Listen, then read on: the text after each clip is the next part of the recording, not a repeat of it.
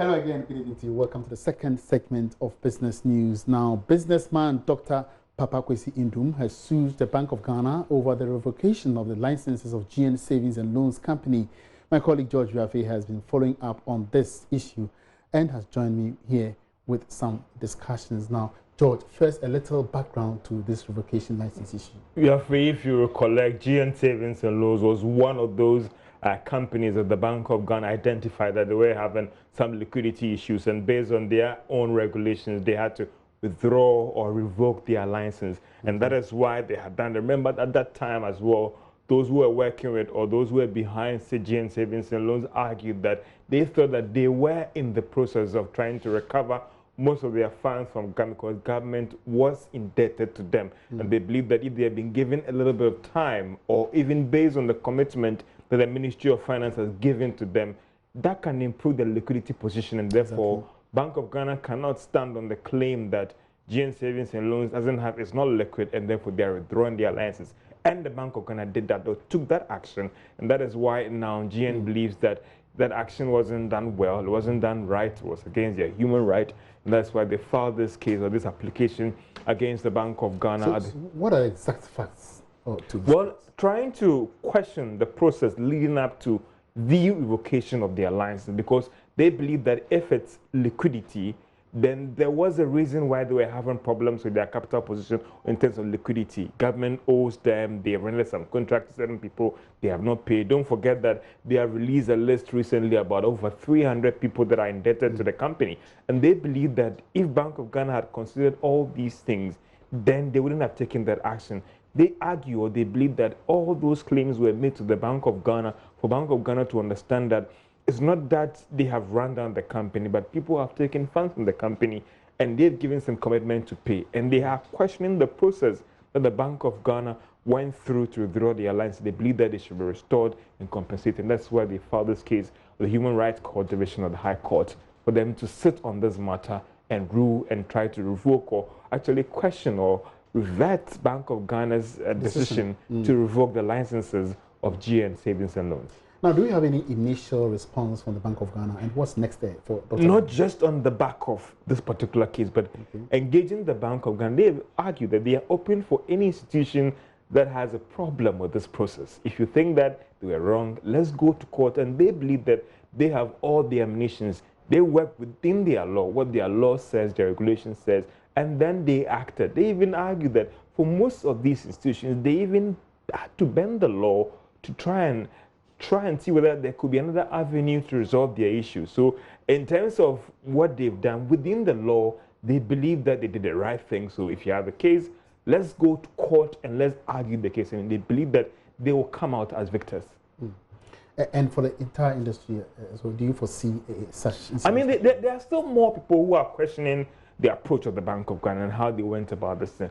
Don't forget that there's a microfinance company, for instance, that has come out to argue that they had enough money in their vaults to pay the depositors, all their creditors and shareholders. So what was the basis of the Bank of Ghana's action then? That if you are claiming that we're not that liquid, we now have the money to pay these people. So there are a lot of companies that they are still trying to question the process that the Bank of Ghana went to revoke their license. So it looks that there might be still some applications that are being going to be filed in court. And don't forget that in the commercial bank case, there have been some cases of the court. The one that you can recollect is the Dufour Holding Group that is questioning the process that led up to the revocation of Unibank's license. So it looks like these cases are going to be in court, and let's see what would happen.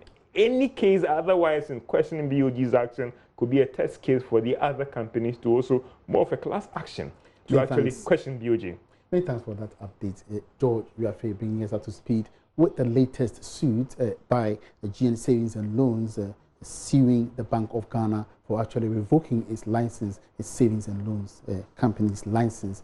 Away from that, MTN Ghana is urging more investments into the Ghanaian gaming industry in order to unearth the huge revenue potential of the industry.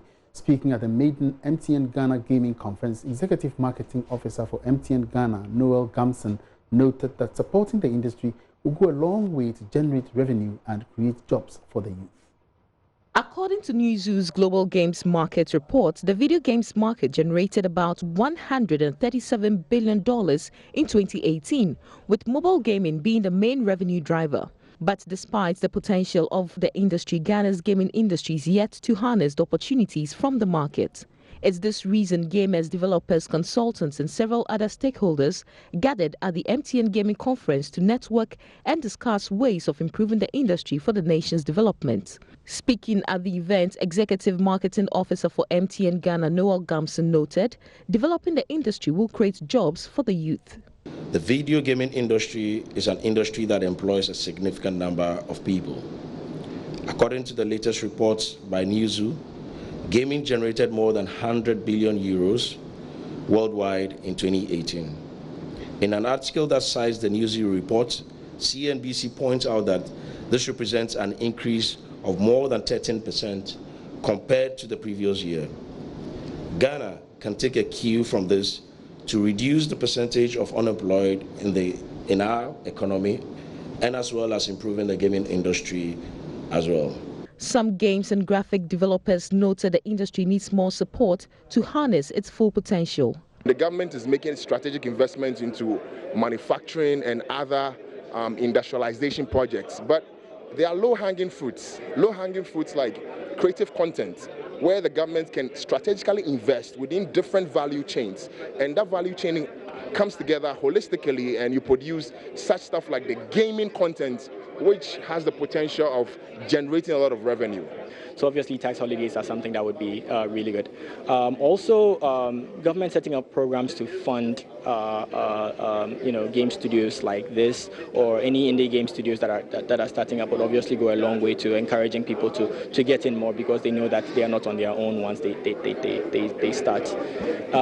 Also, just education. Senior Manager for Products and Services for MTN Ghana noted MTN will also support game developers to market their products with support of the mobile money platform. We've noticed that a lot of people within this country play games, but when it comes to certain levels of the gaming where they can make payments, there's a barrier there. And just last year, we've broken that barrier by enabling people to be able to pay using their mobile money on Google Play Store. And so it's also one of our vision to bring together these guys within the ecosystem and educate them and tell them that there are opportunities that are available, and it's now easier for people to buy their games if they put it on a Play Store or whichever store that they want to place those games. For Joy Business, Sheila Tamaklo reporting. We're now bringing you some updates in commodity news.